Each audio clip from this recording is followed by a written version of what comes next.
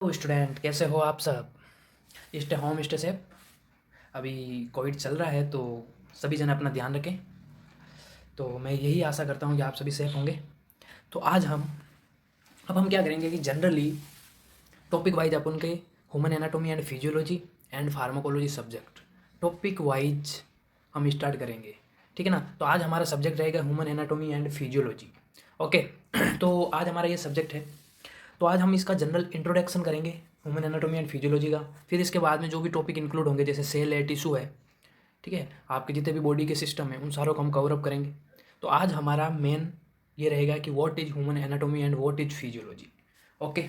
तो आज हम ये सब्जेक्ट का फर्स्ट चैप्टर स्टार्ट करते हैं, scope of human anatomy and physiology. ये topic diploma in pharmacy, bachelor in pharmacy सब में आता है, तो थोड़ा ध्यान रखें। तो आज हम स्टार्ट करते हैं ये topic human anatomy. What is human anatomy और व्हाट इज फिजियोलॉजी। तो एनाटॉमी और फिजियोलॉजी के अंदर मेनली डिफरेंस क्या है, तो हम ये देखेंगे कि एनाटॉमी क्या है। तो एनाटॉमी मीन्स क्या होता है कि it is A branch of science that studies the physical structures of human body. यानी कि ह्यूमन एनाटॉमी की मेन अगर अपन देखा जाए तो एनाटॉमी मीन्स होता है कि study of the size shape and structure of any organ. ठीक है ना। बॉडी के जितने भी ऑर्गन हैं, बॉडी के जितने भी पार्ट्स हैं, उनकी size shape structure and location के बारे में स्टडी करना, this is known as a human anatomy. Okay. And physiology क्या है। फिजियोलॉजी ये है कि it is the branch of biology that deals with the internal working of living things including function such as metabolism, respiration and reproductions. अब देखिएगा anatomy का मतलब होता है कि अब जनरल अपीयरेंस, उसकी स्ट्रक्चर, उसकी साइज, उसकी शेप के बारे में स्टडी करना। फिजियोलॉजी में क्या होता है कि physiological functions of any body part and organ, यानी कि how to work body part, यानी वो काम कैसे कर रहे हैं। जैसे एग्जांपल्स लेते हैं अपन लिवर का, स्टमक का, गोल ब्लैडर का, पेनक्रियाज का। तो इनका क्या क्या वर्क है, आपका रेस्पायरेटरी सिस्टम कैसे वर्क कर रहा है, उसके बारे में स्टडी करना, this is known as a physiology. तो फिजियोलॉजी की डेफिनेशन क्या बताएगी इसमें कि it is the branch of biology that deals with the internal working of living things including function such as a metabolism, respirations and reproductions, this is known as a physiology. जैसे अपन इसको अगर अपन generally चीज़ देखी जाए तो इसमें अपन ये देखेंगे, ठीक है, इसमें अपन क्या देखेंगे कि जैसा आपका ये है ह्यूमन एनाटोमी। एनाटोमी का मीन्स क्या होता है कि एनाटोमी जनरल जैसे साइज हो गया, शेप एंड स्ट्रक्चर की स्टडी करना। ठीक है। फिजियोलॉजी का मतलब हो गया आपके जो भी इनके फिजियोलॉजिकल फंक्शन है। ओके। जो भी इनके क्या है, फिजियोलॉजिकल फंक्शन है। जो ये फिजियोलॉजिकल फंक्शन यानी जैसे आपका मेटाबॉलिज्म कैसे हो रहा है, मेटाबॉलिज्म कौन कर रहा है, लिवर। रेस्पायरेशन कैसे हो रहा है, रेस्पायरेटरी सिस्टम। तो ये सारा कुछ इसमें इंक्लूड है ना, ये सारा कुछ क्या है इसमें इंक्लूड है। ठीक है। तो ये सारी कुछ चीज़ें थी तो जिसमें अपन ने देखा। तो आगे हम चलते हैं और आपका देख लेते हैं स्ट्रक्चरल्स ऑर्गेनाइजेशन। ठीक है ना। स्ट्रक्चरल्स ऑर्गेनाइजेशन का मतलब क्या है कि आपकी ह्यूमन बॉडी बनी कैसे है, ह्यूमन बॉडी बनी कैसे है। तो ह्यूमन बॉडी बनने का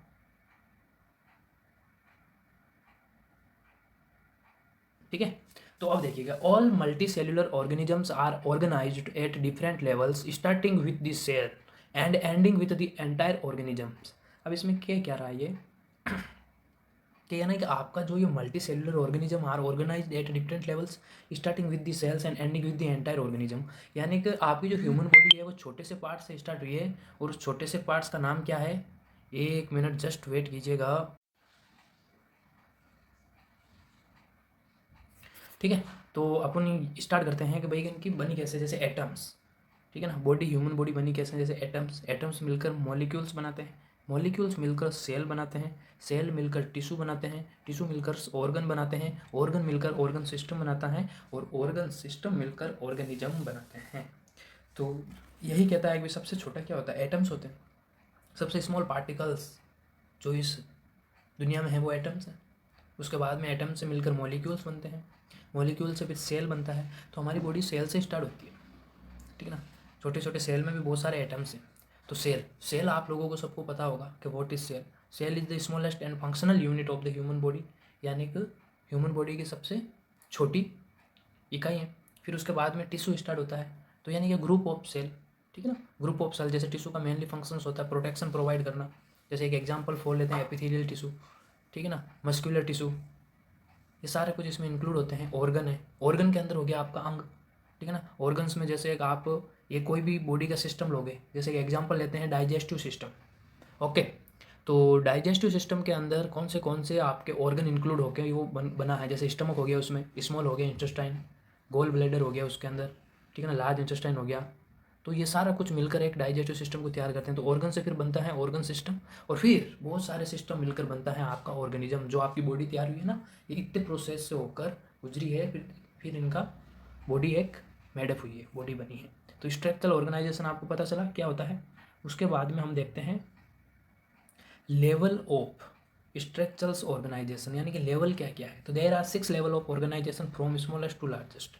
सबसे पहले देखिएगा, यानी कि जो स्ट्रक्चरल ऑर्गेनाइजेशन हुई है इनका लेवल क्या क्या है। एक तो सबसे पहला है केमिकल लेवल, सेकंड है द सेलुलर लेवल, थर्ड है द टिश्यू लेवल, फोर्थ है ऑर्गन लेवल, फाइव है द ऑर्गन सिस्टम लेवल, और फाइनली है आपका द ऑर्गेनिज्म लेवल। तो ये लेवल्स बन गए टोटली, यानी कि केमिकली लेवल, यानी कि जो ये बॉडी बनी है आपकी, ह्यूमन बॉडी बनी है, उसके अंदर बहुत सारे केमिकल भी तो मिले होंगे, बहुत सारे केमिकल भी तो यूज होंगे, बहुत सारे सेल्स यूज होगी, बहुत सारे टिश्यू यूज होंगे, बहुत सारे ऑर्गन यूज होंगे, बहुत सारे ऑर्गन सिस्टम यूज होंगे। जैसे एक एग्जांपल लेते हैं कि हमारे ह्यूमन बॉडी के अंदर कितने सिस्टम है, समथिंग 11, ठीक है। जैसे एग्जांपल लेते हैं डाइजेस्टिव सिस्टम का, डीएस का, रेस्पिरेटरी सिस्टम हो गया, कार्डियोवास्कुलर सिस्टम हो गया, एक्सोक्राइन हो गया, एंडोक्राइन हो गया, ठीक है ना, यूरिनरी सिस्टम हो गया, रिप्रोडक्शन सिस्टम हो गया। ये बहुत सारे सिस्टम हैं जो आपके बॉडी के अंदर वर्क कर रहे हैं, ठीक है ना। फिर जाके फाइनली बॉडी बनी ना हमारी। तो ये सारी कुछ चीज़ें थी। तो अब देखिएगा system of the humans body. तो आपके ह्यूमन बॉडी के अंदर कितने सिस्टम होते हैं। तो systems of the human body, तो there are 11 systems of the human body. Okay, integumentary system जिसके अंदर आता है hairs, nails, sweet glands, oil glands. Skeletal system, muscular system, endocrine system, cardiovascular system, lymphatic, respiratory, digestive, nervous, urinary and reproductive. Okay, अब देखिएगा इसके अंदर क्या बताया गया है कि system of the human body. System of the human body यानी कि आपके बॉडी के अंदर, मेनली ह्यूमन बॉडी के अंदर 11 सिस्टम कंसिस्ट होते हैं, कंटेन किए गए हैं, ठीक है। जिसके अंदर फर्स्ट आता है आपका इंटीग्यूमेट्री सिस्टम के अंदर। इंटीग्यूमेट्री सिस्टम के अंदर इंक्लूड होते हैं hair, nails, sweet glands, oil glands, ये सारे इंक्लूड होते हैं। फिर आपका स्टार्ट होता है स्केलेटल सिस्टम। स्केलेटल सिस्टम यानी कि आपके जो भी बॉडी के बोन्स को जो कंट्रोल करता है वो है स्केलेटल सिस्टम। फिर आपका थर्ड आता है मस्कुलर सिस्टम, जो ये मसल्स को मैडअप करता है और मसल्स को कंट्रोल करने का काम करता है, वो हो गया मस्कुलर सिस्टम। फिर आता है एंडोक्राइन सिस्टम, जितनी भी एंडोक्राइन ग्लैंड्स है उनको कंट्रोल काम करने का हो गया एंडोक्राइन सिस्टम का। कार्डियोवास्कुलर सिस्टम का, जितना भी आपका ब्लड सर्कुलेट हो रहा है बॉडी के अंदर, ब्लड को पंप करने का काम, ब्लड को all over of the body के अंदर सर्कुलेट करने का काम, हार्ट को कंट्रोल करने का काम, ये कार्डियोवास्कुलर सिस्टम का हो गया। लिम्फेटिक सिस्टम, जितने भी बॉडी के अंदर लिम्फ होते हैं, इम्यूनिटी सिस्टम के अंदर, इम्यूनिटी सिस्टम के अंदर एंटीबॉडी बनाने का काम, ये सारा कुछ लिम्फेटिक सिस्टम के अंदर इंक्लूड है। रेस्पिरेटरी सिस्टम, जो आप रेस्पायर यानी ब्रीथिंग ले रहे हो, ब्रीथिंग कर रहे हो, जो एयर अंदर लेना, एयर को बाहर छोड़ना, ऑक्सीजन को अंदर लेना, कार्बन डाइऑक्साइड को बाहर छोड़ना, ये सारा कुछ काम आपका रेस्पिरेटरी सिस्टम के अंदर इंक्लूड हो गया।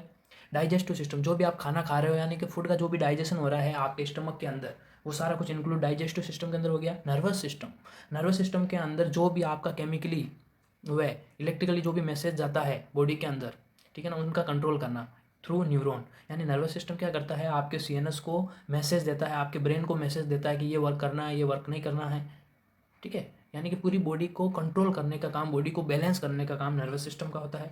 यूरिनरी सिस्टम, यूरिनरी सिस्टम क्या करता है कि आपके यूरिन के फ्लो को कंट्रोल करता है, ठीक है ना। जो भी आपका बॉडी का एक्स्ट्रैक्ट मटेरियल होता है उसको बाहर निकालने का काम करता है, ठीक है ना। Reproductive system, responsible for reproduction. Okay, यानी कि जो भी रिप्रोडक्शन के लिए रेस्पॉन्सिबल होता है उसमें इंक्लूड होता है reproductive system. Mainly 2 types, male and female reproductive system. Okay, तो ये सारा कुछ ये बॉडी के सिस्टम थे जिनको अपन ने क्या देखा है, मेनली समझ लिया है इसको, और एक एक लाइन में समझ लिया है। तो please like and subscribe my YouTube channel.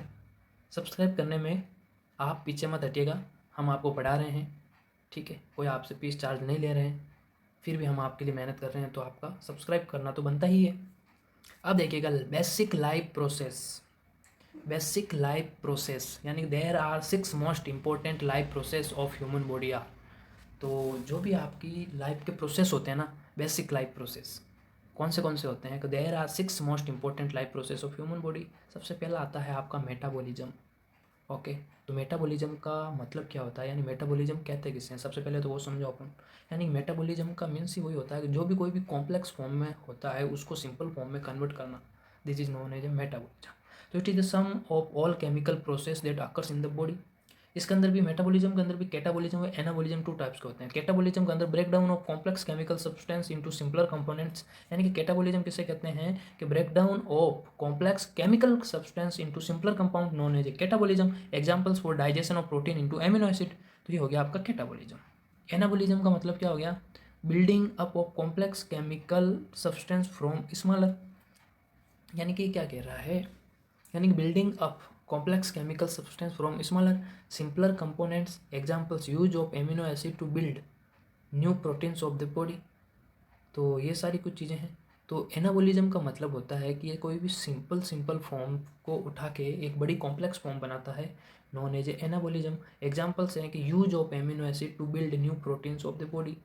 Okay, और इसमें क्या होता है कि कैटाबॉलिज्म के अंदर, कैटाबॉलिज्म में ये होता है कि आपका कि break down of complex chemical substance into simpler components, examples digestion of protein into amino acid. ठीक है ना, तो ये सारा कुछ इसमें इंक्लूड था। तो सिंपल वे में अगर अपन समझाए मेटाबॉलिज्म, व्हाट इज मेटाबॉलिज्म, तो मेटाबॉलिज्म का मीन्स यही होता है कि यानी मेटाबॉलिज्म का मतलब यही होता है कि किसी भी कॉम्प्लेक्स फॉर्म को सिंपलर फॉर्म में कन्वर्ट करना। और मेनली टू टाइप्स, कैटाबॉलिज्म व एनाबॉलिज्म। कैटाबॉलिज्म का मतलब कि break down of complex chemical substance into simpler, यानी कि कोई भी कॉम्प्लेक्स फॉर्म को सिंपल फॉर्म में कन्वर्ट करना। जैसे एक एग्जांपल लेते हैं कि प्रोटीन्स होती है, प्रोटीन्स का ब्रेक डाउन करके एमिनो एसिड में कन्वर्ट करना। ओके, और एनाबॉलिज्म का मतलब होता है कि building up of complex chemical substance from smaller simpler components, examples use of amino acid to build new proteins of the body. तो ये सारा कुछ इसमें इंक्लूड हो गया। ठीक है, तो रेस्पॉन्सिवनेस का मतलब क्या होता है, रेस्पॉन्सिवनेस का मतलब आपका इसमें it is the body ability to detect and response to change. देखिएगा, रेस्पॉन्सिवनेस एक प्रोसेस है जिसके अंदर क्या होता है कि आपकी बॉडी की एक एबिलिटी होती है to detect and response to change. जो भी चेंज हुआ है बॉडी के अंदर कुछ भी, उनको डिटेक्ट करने का काम आपका रेस्पॉन्सिवनेस में होता है। Movement, it include motions of the whole body, individual organ, single cells, यानी कि आपके बॉडी के अंदर एक मूवमेंट प्रोसेस होता है जिसके अंदर पूरी बॉडी मूवमेंट करती है। इंडिविजुअल ऑर्गन मूवमेंट करता है, जैसे हार्ट का बीट करना, ये मूवमेंट ही तो है।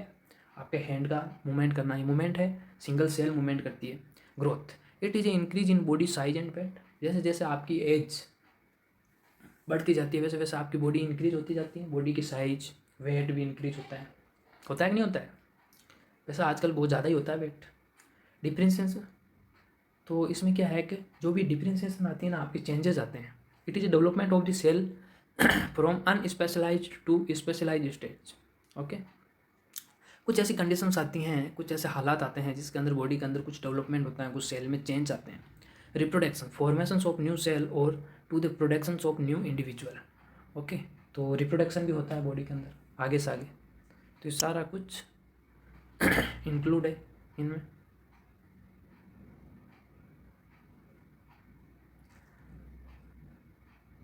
ठीक है ना, तो होम्योस्टेटिस, अब एक प्रोसेस आता है आपका होम्योस्टेटिस। होम्योस्टेटिस का मीन्स क्या होता है, सबसे पहले तो वो समझ लेते हैं। Homeostasis the self sustaining mechanism in organism that tries to maintain stable internal conditions. ये क्या करता है, होम्योस्टेटिस क्या करता है कि the self sustaining mechanism in organism that tries to maintain stable internal condition, जो भी आपकी इंटरनल कंडीशन होती है उसको मेंटेन करने का काम करता है होम्योस्टेटिस। होम्योस्टेटिस का मतलब यही होता है बैलेंस बनाए रखना किसी भी चीज़ का, जैसे water, cations, anions, vitamin, protein, इनका लेवल को कंट्रोल करने का काम इंटरनल होम्योस्टेटिस का होता है। Without homeostasis organism would not be able to have stable internal conditions and therefore would not be able to survive. यानी ये क्या कह रहा है कि अगर होम्योस्टेटिस यानी कि आपके बॉडी का अगर बैलेंस नहीं बना रहेगा तो आप इस वर्ल्ड के अंदर सर्वाइव नहीं कर सकते। बिकॉज अगर आपके बॉडी के वाटर का लेवल, कैटाइंस एनाइंस का लेवल, प्रोटीन का लेवल, विटामिन का लेवल, यानी कि इंटरनल कंडीशन का अगर लेवल बैलेंस में नहीं रहेगा तो आप सर्वाइव कर पाओगे क्या, आप रह ही नहीं पाओगे। वेरियस टाइप्स आपको डिजीज़ कोज हो जाएगी, डिसऑर्डर कोज हो जाएगा, फिर ये प्रॉब्लम होगी, और ये प्रॉब्लम होगी तो इंसान जिंदा नहीं रह सकता। Homeostasis is a dynamic condition in response to changing condition. अब देखिएगा, होम्योस्टेटिस क्या है, एक डायनामिक कंडीशन है इन रेस्पॉन्स टू चेंजिंग, यानी कि चेंज होता रहता है, कभी कम हो जाती है, कभी ज़्यादा हो जाती है, तो ऐसी कुछ कंडीशनें होती रहती है। तो the two body system that largely control the body homeostatic state. अब देखिएगा, आपके बॉडी के मेनली टू सिस्टम होते हैं जो आपके होम्योस्टेटिस को कंट्रोल करते हैं, ठीक है। Nervous system and endocrine system. आप लोगों को मैंने बताया था कि नर्वस सिस्टम क्या करता है, बॉडी के बैलेंस को कंट्रोल करने का काम करता है, ब्रेन की एक्टिविटी को कंट्रोल करता है। अगर ब्रेन की एक्टिविटी कंट्रोल में है तो आपकी पूरी बॉडी कंट्रोल में है, ठीक है ना। तो अब हम देखते हैं, homeostasis is continuously being disrupted by external stimuli, instance heat, cold and lack of oxygen. देखिएगा, होम्योस्टेटिस होती है ना, वो डिस्टर्ब कैसे होता है होम्योस्टेटिस आपके बॉडी का। एक्सटर्नल यानी कि कोई भी एक्सटर्नल स्टिमुली आ रहा है, जैसे ठंड लगना, गर्मी लगना, हीट, ऑक्सीजन की कमी होना, जैसे इंटरनल कंडीशंस चेंज होगी, जैसे oxygen, lack of oxygen in the body, तो आपकी हार्ट बीट क्या हो जाएगी, हार्ट बीट करना कम कर देगा, हार्ट पंप करना ज़्यादा कर देगा, ठीक है ना। रेस्पायरेशन में कमी होगी, तो आपकी बॉडी को ऑक्सीजन की रिक्वायरमेंट है। जैसे अभी कोविड चल रहा है, ओके, तो कोविड चल रहा है तो उसके अंदर क्या होता है, उसके अंदर यही होता है ना, जैसे भाई को ऑक्सीजन की कमी है, तो ऑक्सीजन की कमी है तो ऑक्सीजन की रिक्वायरमेंट होना बहुत ज़रूरी है ना। तो ऑक्सीजन की रिक्वायरमेंट होना बहुत ज़रूरी है, तो होम्योस्टेटिस लेवल अपना आप कंट्रोल में हो जाएगा। तो ये सारी कुछ चीज़ें थी। इंटरनल स्टिमुली के अंदर क्या है, साइकोलॉजिकल स्ट्रेस। इंटरनल के अंदर यानी कि साइकोलॉजिकल स्ट्रेस, बंदा क्या है कि फालतू की टेंशन लेता है। आज की जनरेशन क्या है ना, हर छोटी मोटी चीज़ों के अंदर टेंशन लेने लगी है, बिकॉज एक तो मोबाइल की वजह से, ठीक है ना, मोबाइल की वजह से फालतू के इधर के उधर चक्कर रखते हैं लोग, ठीक है ना। तो कुछ ना कुछ कोई वीडियो देख लिया, कुछ भी देख लिया, ठीक है ना, फिर वो साइकोलॉजिकली स्ट्रेस होते रहते हैं, जिनके किन्हीं के स्टेटस हैं, कोई कैसे स्टेटस लगाता है, कोई कैसे लगाता है। तो ज़्यादा से ज़्यादा यूँ, यानी आजकल जैसे डिजिटल इंडिया बना है ना, तो इनमें ज़्यादा ही प्रॉब्लम क्रिएट होने लगी है। जैसे फेसबुक है, आपके व्हाट्सअप है, इनके अंदर बहुत सारी फेक न्यूज़ आती हैं, जिसको देख के भी बंदा एक बार हताश हो ही जाता है, ठीक है ना। तो ये होती है। और एक होम्योस्टेटिस लेवल अनकंट्रोल में हो जाता है आपके एक्सरसाइज, एक एक्सरसाइज की वजह से भी हो सकता है, ओके। तो disruptions are usually mild and temporary. जो भी डिस्ट्रप्शन हो रहा है ना, ये यूजुअली माइल्ड होता है और टेम्पररी होता है, ठीक है ना। ऐसा नहीं है कि ये लॉन्ग टाइम के लिए होता है। If homeostasis is not maintained that may be result. अगर आप इंटरनल कंडीशंस के बॉडी बैलेंस को अगर कंट्रोल नहीं करते हो टाइम पे, तो भाई फाइनली देती है। अब कंट्रोल ऑफ होम्योस्टेटिस, अब भाई कंट्रोल ऑफ होम्योस्टेटिस, कंट्रोल तो करना पड़ेगा ना। जैसे एक मैं एग्जांपल लेता हूँ, लूज मोशन हो गया, लूज मोशन हो गया, अगर किसी को वोमिटिंग ज़्यादा हो रही है, वोमिट कर रहा है बंदा, तो आप अगर उसको कंट्रोल नहीं करोगे तो वो कब तक वोमिट करेगा, फाइनली डेथ हो जाएगी ना बंदे की। 5 दिन करेगा, 10 दिन करेगा, 20 दिन करेगा, यार कंट्रोल करना तो बहुत ज़रूरी है ना। कंट्रोल, हर चीज़ का कंट्रोल बहुत ज़रूरी है लाइफ के अंदर। आए हो ना आप, तो एक चीज़ ये बहुत ज़रूरी है सीखना कि हर किसी चीज़ का कंट्रोल करना बहुत ज़रूरी है। अगर बॉडी में कंट्रोल नहीं है तो आप इस दुनिया में सर्वाइव नहीं कर पाओगे, ओके। तो होम्योस्टेटिक्स को कंट्रोल करने का मेन क्या क्या प्रोसेस हो सकते हैं, ओके। तो प्रोसेस देख लेते हैं अपन। होम्योस्टेटिक्स का यानी कि imbalance occurs because of disturbance from the external और इंटरनल एनवायरनमेंट। तो होम्योस्टेटिक्स में इम्बैलेंस किस वजह से हुआ और उनके अंदर डिस्टर्बेंस कैसे हुई, एक्सटर्नल और इंटरनल एनवायरनमेंट की वजह से हुई। तो homeostasis is regulated by the nervous system and endocrine system acting together independently. तो इसके अंदर ये भी सारा कुछ मटेरियल था। जैसे अपन ये देख लेते हैं, अपन देखते हैं इसमें। अब ये जो आपका ये बता रहा है, ये वाला एक्सटर्नल और इंटरनल, ठीक है ना, एक्सटर्नल और इंटरनल ये वाला सिस्टम है ना, जैसे भाई ये, तो इसमें होता क्या है फाइनली, इसमें देखिएगा, ये समझने की कोशिश कीजिएगा कि भाई ये जो एक्सटर्नल और इंटरनल, और एक्सटर्नल और इंटरनल अपन ने देखा था, जैसे हीट, कोल्ड, ये सारा कुछ सिस्टम था, ये किस में इंक्लूड था आप लोगों के,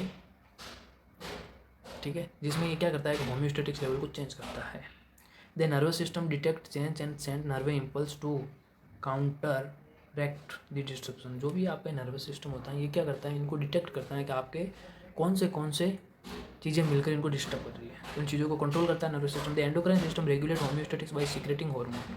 अब देखिएगा, एंडोक्राइन सिस्टम होता है ना, वो रेगुलेट करता है आपका होम्योस्टेटिक्स को बाय सीक्रेटिंग हार्मोन, यानी कि कौन से बॉडी के हार्मोन ऐसे रेगुलेट हो रहे हैं जो आपका होम्योस्टेटिक्स लेवल को अनकंट्रोल कर रहे हैं। तो एंडोक्राइन सिस्टम उनको रेगुलेट करेगा कि तुम रिलीज मत हो, अरे हार्मोन तू वहीं पे रुक जा यार, मेरे बॉडी का बैलेंस कंट्रोल नहीं हो रहा है, ठीक है ना, मेरे बॉडी का बैलेंस कंट्रोल नहीं हो रहा है, तू वहीं रुक जा भाई, ठीक है। तो फिर क्या करेगा अपन का एंडोक्राइन सिस्टम, वहीं उसे रोक देगा, जिससे बॉडी का होम्योस्टेटिक लेवल कंट्रोल में हो जाएगा। Whereas nerve impulse cause rapid change, जो भी नर्व इम्पल्स होते हैं कोज करता है rapid change. Hormone usually work more slowly, और आपका नर्वस सिस्टम क्या करेगा, जो भी हार्मोन का लेवल होगा उनको वर्क स्लोली कर देगा कि आप धीरे धीरे काम करो, ठीक है ना भाई। तू अभी धीरे धीरे काम कर, तुझे तेज काम करने की ज़रूरत नहीं है, क्योंकि मेरे बॉडी के अंदर ऑलरेडी बहुत सारा हार्मोन रिलीज हुआ पड़ा है, जिससे मेरा होम्योस्टेटिक लेवल बिगड़ गया है। तो भाई थोड़ा सा रुक जा यार और बॉडी को कंट्रोल में आने दे, ठीक है। ऐसा कुछ बोलता है नर्वस सिस्टम, उसको अपनी भाषा में समझाता है। तो अपनी भाषा में समझाना भी बहुत ज़रूरी है आज की जनरेशन में, ठीक है ना। बेसिक एनाटोमिकल टर्मिनोलॉजी, तो कुछ एनाटोमिकल टर्मिनोलॉजी के बारे में देख लेते हैं। एनाटोमिकल टर्मिनोलॉजी का मतलब क्या होता है। एनाटोमिकल टर्मिनोलॉजी का मतलब यही होता है कि भाई इनकी पोजीशन क्या है, इनकी साइज क्या है, शेप क्या है, कैसे क्या है। एनाटोमिकल पोजीशन का मतलब है, anatomical position is the standardized method of observing और imaging the body that allow the precise and consistent anatomical reference. जैसे ये एग्जांपल देखिएगा, एंटीरियर ये है, पोस्टीरियर ये है, यानी एंटीरियर का मतलब जो फ्रंट वाला दिखाई दे रहा है पार्ट, पोस्टीरियर जो बैक साइड वाला पार्ट है, लेटरल का मतलब जो वन साइड से दिख रहा है आपको। ओके, टर्मिनोलॉजी का मतलब क्या है, रैकलिंग पोजीशन। रैकलिंग पोजीशन का मतलब क्या हो गया, if the body is lying face down it is the prone position. यानी प्रॉन पोजीशन का मतलब क्या कह रहा है कि लाइंग द फेस डाउन, ठीक है। फेस डाउन का मतलब जैसे उल्टा लटका देते हैं ना, उल्टा सुला देते हैं किसी बंदे को, वो होगी प्रॉन। सुपाइन का मतलब क्या है, if the body lying face up, यानी कि फेस अप, अपना फेस ऊपर रहना चाहिए, सीधा सो गया एकदम, it is the supine position. ये कुछ टर्मिनोलॉजी है भाई, तो इसके अंदर ये आपको करना बहुत जरूरी है। रीजनल नेम्स, हेड, नेक, ट्रंक, अपर लिम, लोअर लिम। हेड का मतलब it consist of the skull and face. Head के अंदर क्या क्या इंक्लूड हो जाता है, स्कल बोन जितनी भी होती है, फेस बोन। नेक के अंदर इट सपोर्ट द हेड, नेक क्या करता है आपका, हेड को सपोर्ट करता है। ट्रंक, ट्रंक का मतलब it consist of the chest, abdominal and pelvis, यानी कि ये क्या करता है, ट्रंक के अंदर चेस्ट आता है, अब्डोमन आता है, प्लेविस आता है। अपर लिम के अंदर consist of the shoulder, armpit, arm, forearm, wrist, ये सारा कुछ अपर लिम के अंदर आता है। लोअर लिम के अंदर क्या आता है, it consist of thigh, ankle and foot, तो ये सारा कुछ लोअर लिम के अंदर इंक्लूड है।